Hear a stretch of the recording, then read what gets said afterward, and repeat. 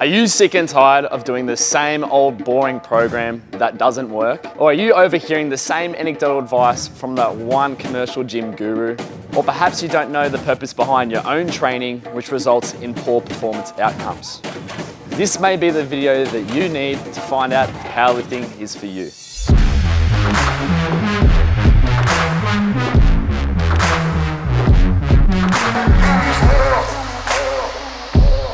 All right guys, welcome back to another video. Today we are going to be talking about, is powerlifting for you? So it happens all the time. We get people that come into the Hunter Performance Center or they start online and they don't know if powerlifting is for them or if they even want to start or embark on powerlifting coaching. So this is a video that's just going to go over how versatile and I guess how easily powerlifting can mold into your goals around the gym. Whether it be that you want to be competitive or if you just want to have the social aspect or even just goals in your own training that have a purpose to an ends of means. We're going to be going over that today and we're going to be going through each category for each individual for what circumstance could potentially suit you so you can hopefully get involved with this sport, whether it is at a social level or at a competitive level. All right, so the way we're going to work through this and just discuss how everyone can get into powerlifting training, irrespective of your gender, weight class, or anything like that. We're going to break it down into a few categories. So the first of which is going to be gender. So the first point that I've written down is frequency. So depending on your gender, you may be able to handle more or less frequency on any of the given lifts. And this is a variable that you want to consider in your programming. Something that's closely tied into that is your absolute load. So obviously for males, typically just being stronger, they normally handle more absolute load because they're pushing more weight on the bar. So more frequency can be handled with less absolute load. So typically females can handle more frequency or lighter males can as well. Moving into recovery considerations, those two impact that quite heavily. So the more weight that you're pushing between intensity and volume, which is the amount of weight you're pushing and how many reps and sets you're doing, that depends on how much you're going to need to recover. So something else that we will consider with your recovery considerations is how many days you are actually training. So I suppose that does tie in with your frequency, but depending on whether you're doing a 3-day split, a 4-day split, 5-day split, or even 6, it's all dependent on how much output is going into your training or coming from your program will then dictate how much recovery you need through sleep and nutrition and how adaptable those factors are to your lifestyle. So the fourth point for the gender category is the hormones as well. So obviously being male and female, we experience different hormones, with men having more testosterone. That normally creates us as a bit stronger just from the baseline. Also, women have to handle their hormones around their menstrual cycle and maybe make considerations around that in their training on a macro scale. The last point is mobility as well. So typically with women, they're going to be more mobile, they're going to have wider hips, and it's going to influence how they move in the squat, bench and deadlift. Typically with males, you'll see that we don't have to do as much work to enhance how stiff we are so that we're more rigid while pulling around like big weight on the barbell. But women are typically going to have to put more work into this throughout their accessories and the surrounding parts of their program. All right, the next point we're going to go over is weight classes. So not only have I written this a lot cleaner than Benny, but I'm going to go over basically how weight classes can impact you in your powerlifting programming if you were ever to start. So weight classes matter quite a fair bit because there's a big difference between a lightweight, a middleweight, and then a heavyweight. And those three different, I guess, categories are going to section you off into basically an understanding of how much volume you handle, how much intensity you handle, how much frequency you handle, how you eventually overload those principles to make strength adaptations. So a lightweight is going to be someone who is around about 63 kilos for a female and under. And for males, it's going to be 74 kilos and under. So the considerations that come from being a lightweight lifter is that generally you can handle more frequency during the week because the absolute intensity is going to be a lot lower than say for the other 2 weight classes, which means you can go to the gym more often and push those volume and intensity measures as you ever so may wish. The next consideration as well is that lightweights are going to generally be able to recover quicker as well because they're smaller people generally. They're not going to be very tall or very long.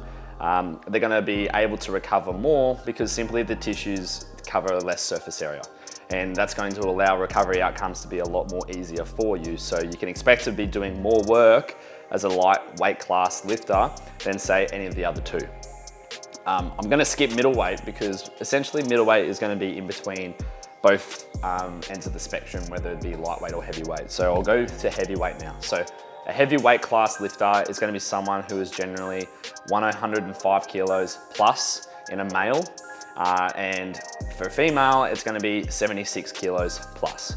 So these lifters are going to be types of people who won't be able to handle as much frequency or intensity or volume as a lightweight lifter. So you can see that there's a trend here where we're literally doing less work at a heavier body weight because these people are generally going to be just bigger overall, more surface area coverage in regards to tissues. They're going to be longer in regards to limb lengths and through obviously the spine. Their range of motion is probably going to be more as well. So they're going to be working a lot harder globally to be able to move that barbell, which requires much larger recovery demands. So that's something that just to understand is that the heavyweight weight class people are going to be needing, I guess, a little more thought that goes into their programming when we're thinking about what's going to make them gain strength, because they're going to require less than say a lightweight lifter. Tie it all in, middleweights is in the middle of both of those, of both the spectrum of being a lightweight and a heavyweight, obviously, because they're in the middle. So you've got people between 74 and 105 kilos for a male, and then for a female, you've got between 63 and 76. So those people there are going to be your middleweight weight class people, and they're going to basically swing between the 2 spectrums of being able to handle more frequency or less frequency or more volume, less volume. Like you'll find that some people are going to just, I guess, swing between each of those, I guess, weight classes and those attributes that come from those weight classes that allow them to get the best strength outcomes. And this weight class is the most common weight class that we see in powerlifting. Like if we think about population in the sport, there is going to be like a bell curve where it goes like this, and the middleweights are going to be generally in the middle. And those people are going to be the people that we program more frequently that require more individualized attention, because you do have some people that say, for example, squat like a lightweight, but then they may deadlift like a heavyweight and then bench traditionally like a middleweight. So it really depends, okay? And this is where coaching can come very handy for those middleweight class lifters, because the programming outcomes do change quite a fair bit. Alrighty, so point number 3 that we've got written down today is lifestyle. So this is probably the biggest thing that dictates how much you can put into training and what you're going to get out of it. So we've got a couple of things listed down under this category. So first of all is your occupation. So obviously you'll have people inside of the gym who are tradesmen, who may work in nursing, who may be midwives, people who are students, or people who sit at a desk all day. And all of these occupations are absolutely fine to coincide with your training, but you just have to make the most optimal approach to allowing these people to, I suppose, facilitate their performance within the gym. So the second point here is the prioritization of their training around their lifestyle. So obviously if you've got a middle-aged single mum or single dad, they're not going to be able to prioritize their training as much as a uni student who studies, you know, less than 20 hours a week and can just live at the gym and live doing meal prep and things like that. It's just not going to happen. So you have to understand the prioritization of training within your athletes or your clients, and just understand what you can give them to facilitate their progress the best. So these 2 will dictate your training split / frequency. So obviously you can have a tradesman who is 100% committed to powerlifting or strength training. He'll go and work a 10-hour shift on his feet all day and then come into the gym and train for another 3 hours, 5 days a week. And that's absolutely fine. So if you understand that that individual is willing to prioritize their training around their occupation, then you can program them that way, but you just have to consider their recovery demands around their lifestyle choices and job and other hobbies potentially into what they can actually achieve inside the gym. And so I've quickly added another point because I thought it was worth enough to bring up, which is your exercise selection. So dependent on your occupation and what you're doing, like I said, you could be on your feet all day or you could be sitting at a desk all day. And this is going to dictate whether we want to bias you into, say, flexion or extension, and how you need to better prepare yourself to move more effectively or efficiently throughout your SBD training. So I think the biggest takeaway from this point is just understanding as an individual, whether you're the athlete or you're the coach, what this individual is actually prioritizing in their training and whether they can fit and what they can fit around their lifestyle. And you know, it's going to be a completely different consideration for your programming, and the programs are going to look entirely different for two different people living two different lives, depending on how many times they can come to the gym per week, how often they're doing activity outside of the gym that's going to impact their recovery needs, and so forth.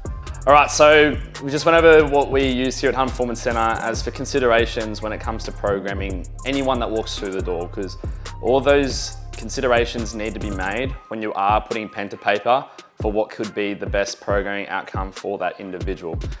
So I guess, what does this all mean? It all means at the end of the day, powerlifting is for anyone, okay? Absolutely anyone. And it doesn't have to be for a competitive reason or a social reason. It can be applied in any regard. Remember that the strength training principles are universal and manipulative to create programming outcomes for absolutely anybody, okay? So whether you have no idea if the sport is for you or not, it probably is, okay? You just have to find the coach that can actually show you how to actually create the best individualized response for you, because everybody is different, as we have obviously explained for you, okay? But I hope this gives you an idea about how inviting the sport really is, no matter what level you're at. But if you do have any questions, or you do want to try and, I guess, find out if the sport really is for you, then just reach out to any of the coaches here at Hunter Performance Center, as we're looking to help absolutely anybody that wants to get involved in the sport, no matter who you are, okay? But yeah, leave a like, a comment, and subscription. If you have any questions, shoot us a message on Instagram, and we'll speak to you soon.